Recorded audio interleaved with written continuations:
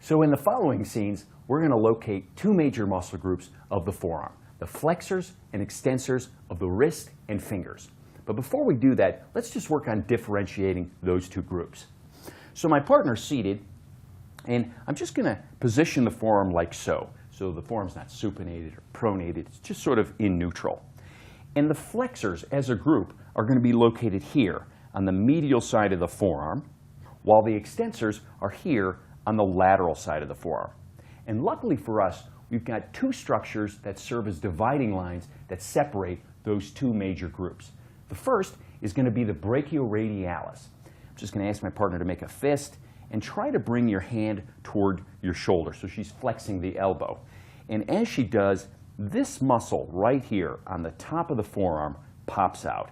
And that's her brachioradialis, spanning all the way down the top of the forearm. And that's going to serve as our first dividing line between the flexors and the extensors. Good, and relax. And our second dividing line is going to be the shaft of the ulna right here. Runs all the way from the olecranon process, totally superficially, all the way down to this landmark, the head of the ulna.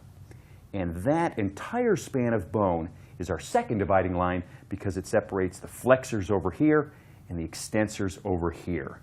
And so those two structures are what we're really going to keep in mind when we go to these next segments.